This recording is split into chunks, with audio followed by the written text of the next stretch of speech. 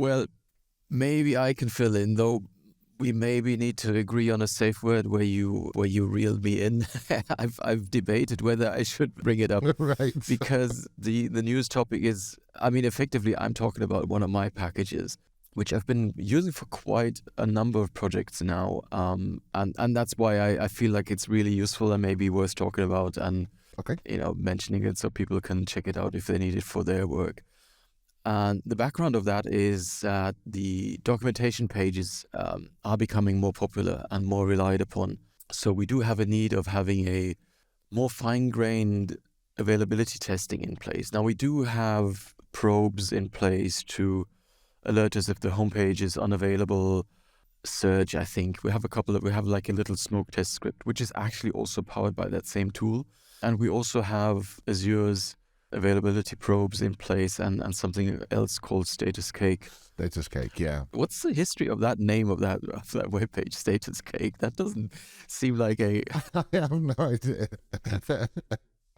I've been using them for years, but I have no idea where their name came from. But it is odd. It is odd. Every time I get an email, typically when I do maintenance on staging where we don't have redundancy, we get the Status Cake email and staging is down. I think, what on earth were they thinking naming that Status Cake? But yeah, it does its job. While we're talking about the smoke test, there was as well, you may remember there was a time when our smoke test tested every single package page. Do you remember that? Yes, yeah, that was I made it so easy to actually test all the pages that I didn't stop to think whether I should. So the main purpose of this is we need more fine-grained availability testing. So we need to test more pages because there are a number of doc pages that we can already see by the traffic that they are visited a lot. So we should ensure that they're there. And there's typically no risk that they should disappear once they're there, except for a couple of edge cases. And that is if a new version were to be published and that version had build errors for some reason, might either be the package having issues, which is unlikely for those packages, but it also might be a problem with our build system or something else going wrong. Or the latest Swift version may be having a problem and not preventing the docs from being published. Okay. So in that case, the latest version might not be available, but the main branch would still be there to pick up the issue. However, if there's an actual problem with a package, it's quite likely that also the main pages might have problem. So in any case, we do actually want to know for a detailed list of packages, the popular ones, that the documentations are up. And as far as I know, there aren't a whole lot of things that allow you to create these sort of testers easily. On macOS, I've used Paw to do API exploration and a little bit of testing as well, which is a GUI tool for those who don't know, where you can put in a URL and add query parameters and all that, do post requests and all that sort of stuff, and run that repeatedly. But that's obviously not something that's easy to deploy into a CI environment, because what we want to do is have a script that a crawler uses to hit pages and then also verify the return codes.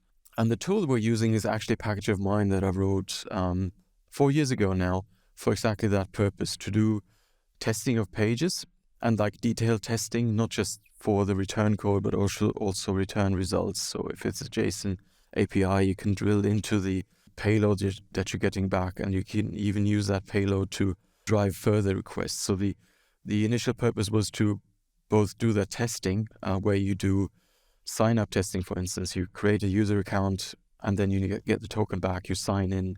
And that's obviously quite complicated to do with curl, because you'd have to get the result back, then use something to parse the JSON, get the data out, stick it in the next request, and you can imagine doing that in a shell script. Of course, yeah. Can be super fiddly. So what I at the time used initially was a JavaScript tool called ST-REST. And that worked okay, but then it was missing a few things. And rather than try and extend something, in a language that I'm not very familiar with, what do? You rewrite it. And that's what I did at the time. And this is the tool Resta, which we're using now to do our general smoke testing. So we hit just a couple of pages, but also in this case, this fine-grained documentation page testing. And the nice thing is, this is driven by a YAML file that effectively is the script. And that YAML file is very easy to just auto-generate from a list of URLs that we just query from the database. So we have a little extension on our server packages that actually writes out a list of URLs that we want to probe, and that YAML file we just ship with a repository. And there's a scheduled job that runs the Rester tool, which then queries all the URLs and checks that the return codes are as expected, and the whole thing will fail with an error if any of the URLs aren't available or something like that. And we've been using that for quite a while now. So right from the beginning of our Spoke test, we've been using that Rester package to not only detect these latest documentation pages, but also every page that we test. Yeah, it's not new. So we actually have a stage that runs after a deployment that probes the homepage, a search page, and another page, just to make sure the deployment is up and nothing's broken. No, it's a great little tool. I'm glad we have it.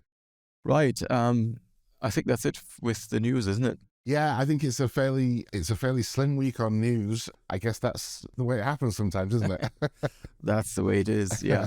I feel like I'm in a meeting with my boss where I have to describe what I've done over the last 2 weeks. Yeah, it's that awkward stand-up where you think, oh, God damn it, what did I do? I was so busy, but nothing's actually finished.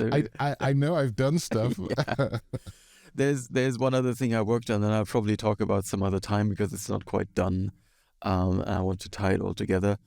We also might have a bit more news in other areas to talk about next time. But in the meantime, maybe we can do something that we haven't done for a while, and I hope you forgot that we talked about that last time, and that is Is it a quiz time? Okay. It is quiz time, yes. Remember what the open question was that we left dangling last time?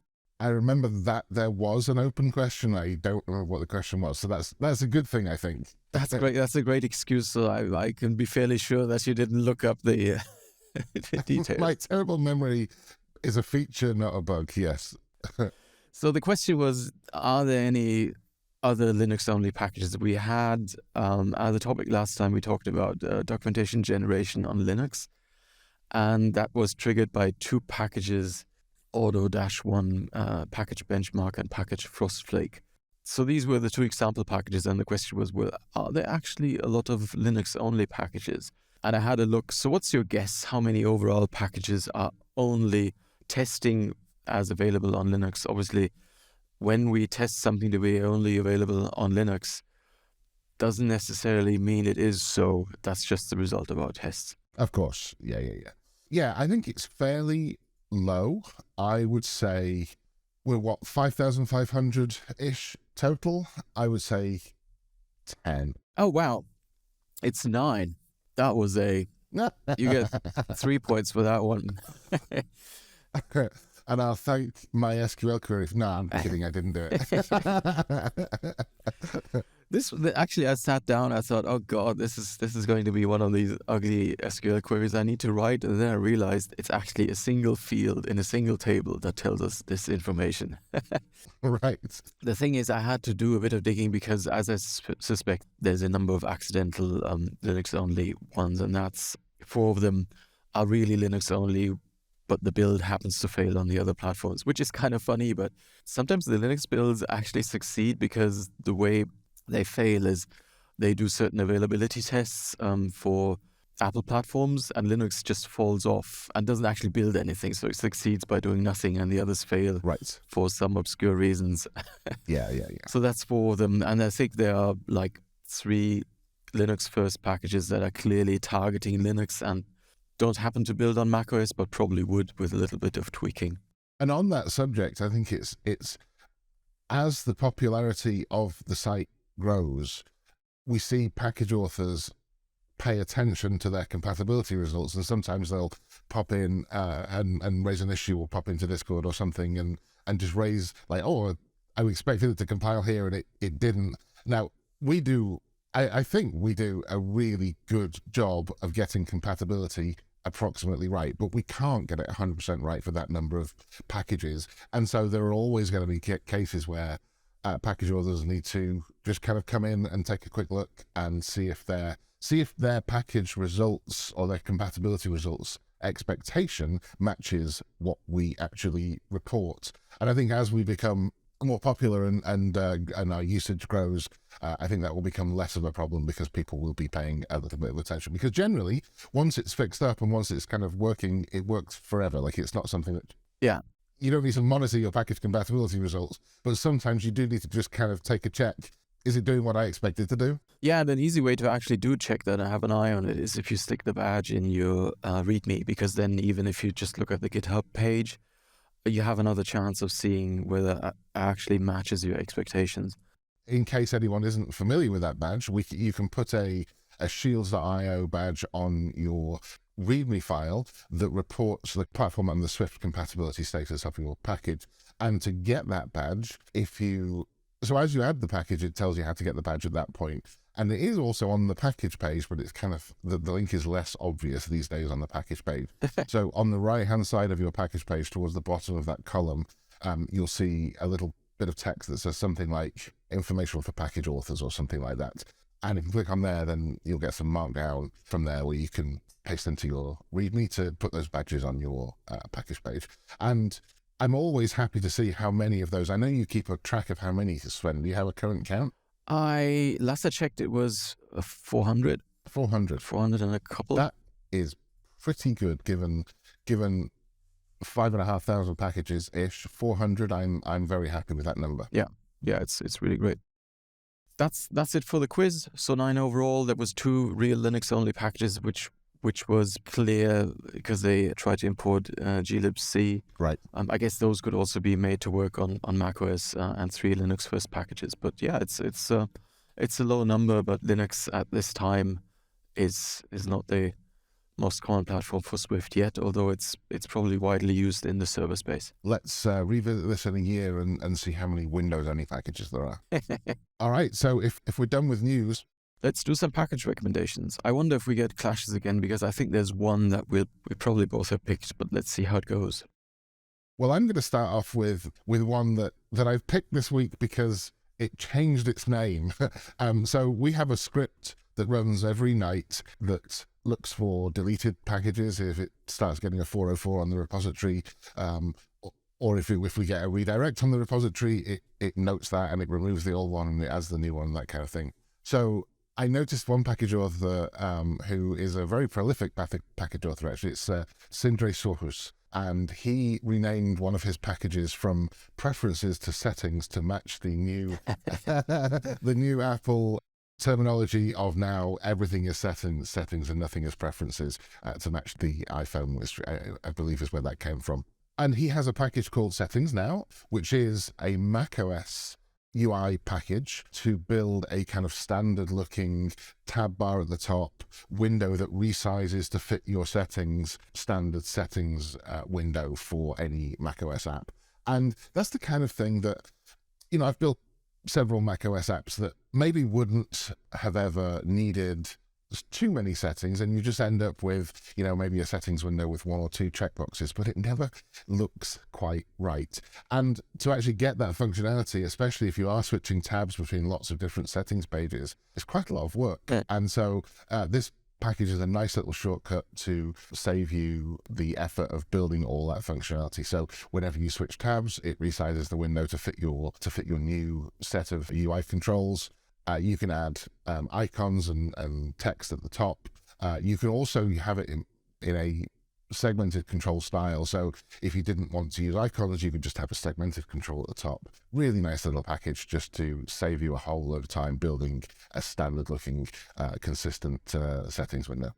It is surprisingly difficult to lay out settings. Yeah. I have only this little app and it has a preferences window, settings window, and I'm never quite happy. I'm not super happy with the way it looks, but I just don't know what to do to make it look nice. I can tell if a settings window is really nicely laid out, but for the life of me, I can't steal the mechanics of actually getting there. It's really bizarre how difficult it can be to lay out a little bit of text and controls to make it look grouped. I always open a couple of different examples. Obviously, there's system settings, which is the preferences or the old system preferences.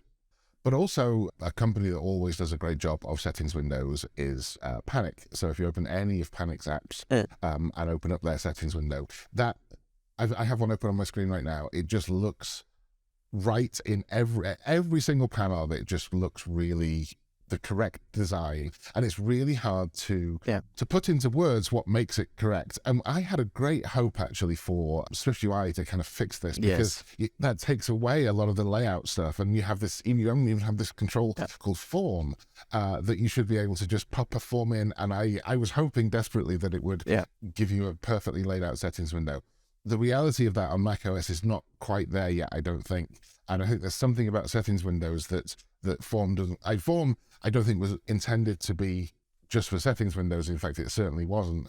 But I hoped that it would do that job, and I think there's a little way to go yet before it can do that. And at the moment, it still needs manual layout for me. Yeah, it was a bit like the hope, like SF symbols for symbols and icons, because that's a great. It baselined a lot of iconography in apps to a very solid baseline, and you don't get that same thing for layout and forms and stuff like that yet. One day we will get the old Java applet dream of write once, run anywhere. Oh, God. But today is not that day. Right. My first pick is called Pop-Up View by Alisa Milnikova. And this is a package that allows you to display alerts, pop-ups, or toasts in your app. Why are they called toasts anyway? Do you know? I don't know why they're called toast, but that is a standard term for these. It's really bizarre. I first came across that when I worked in London, and bigger company, and all those terms started flying around, and I never stopped to ask why it's called that. But toast is like a little banner at the top that displays something, and it's a really nice package. You can bring it in. It has lots of different styles that you can pick from. And obviously, there's always a bit of a risk delegating such a core element to a third-party library. But one of the things I thought about when I looked at this package is there's a low-risk way of introducing something like that if you maybe initially deploy it for in-house error messages. Like when you are developing an app, you might want to surface all the network errors in detail in your debug builds or something like that. That might be a good way to start using a package. But that's not to say that this package would actually, you would have to be careful, because this has been around quite a bit. It's quite popular, 2K stars, and it looks like a really nice package to handle that sort of thing for you. So that's Pop-Up View by Alisa Milnikova. I did see this package, and I think if you want toasts or whatever we want to call them in your app, then this is a fine package to use. But I also, every time I see these used in a real app, I wonder whether a toast was the right idea, because it's a very easy way to just throw UI into a place where it can just be ignored almost. You can kind of have some UI come down from the top, and if you look at, I always look towards Apple's apps in terms of design. It's very rare that they use this type of control. I'm not going to say they never use it, because I'm sure somebody will prove me wrong. But it's certainly rare. And I think with a package like this, not specific to this package, but with a concept like this, restraint is beneficial when using this. You can end up with apps. And I've seen apps that have so many toasts in them that they're kind of annoying. So yeah, that would be my only comment on that. Yeah, there's perhaps a reason why there isn't a native UI element for that. Right. But I do think there are cases where it's useful. And I realized that the other day when I was using Hivery, the Mastodon client, because what they do is they toast stuff in that would normally be a notification if you're not in app. And then it's actually quite nice, because you're not pulled out of your current view. You get a chance to see what's happening. That is actually populating a little notification bubble for another view that you're not currently looking at. So I think that's a great use of it, yes.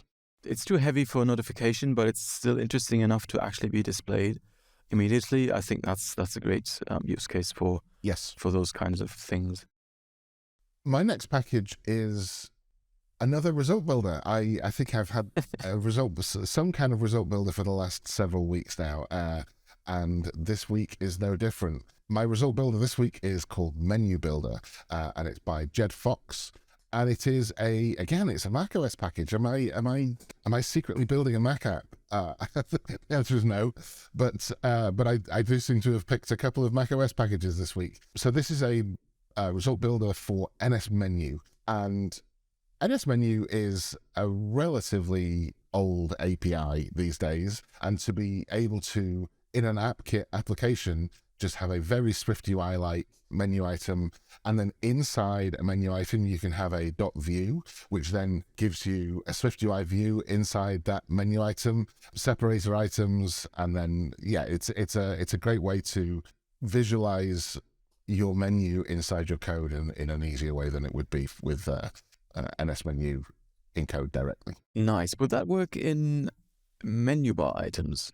Does that mention that, or would you know? It doesn't mention it, but a menu bar item is just a menu, so it is you can just pop a NSMenu into your menu bar app, and that will work. So this is. I think SwiftUI now has support for menu bar apps as of the latest release. It does, and I've written one recently, but the reason I'm asking is you can't mix like text menu items and views. Oh, interesting. So I used another package we talked about in the past to work around that, and the way it works around it is it recreates like text menu items on its own. So it's not using standard controls, it just mimics them and has like a control center look.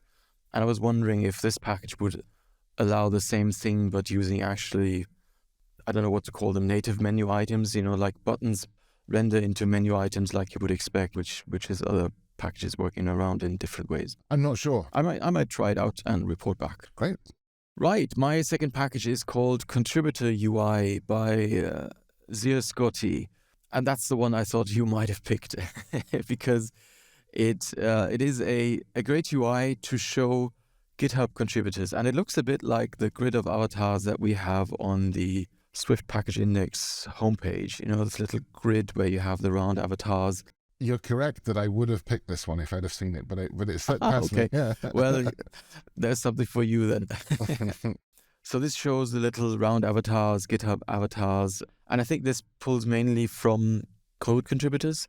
I'm not sure if you can actually configure that to have other contributor lists like from sponsors, but if it doesn't, perhaps that's extensible, or it is open source, might be something that could be added on. But it looks really nice. It's available on all platforms, so iOS, macOS being all in this case. I'm not sure there's a lot of use for that on tvOS, but although I suppose it could be. Mm-hmm. And it's a really nice little thing to pop in. I would also compliment this package on a great opening screenshot. Yes. Which is always very important if your package has any kind of visual element to it at all. This screenshot, if you haven't had a look at this package, go to Package Index and search on Contributor UI. And that opening screenshot is really well designed. It shows 3 different uses of it on different platforms in light and dark mode, all in the space of what would be, maybe 15 to 20 lines of text.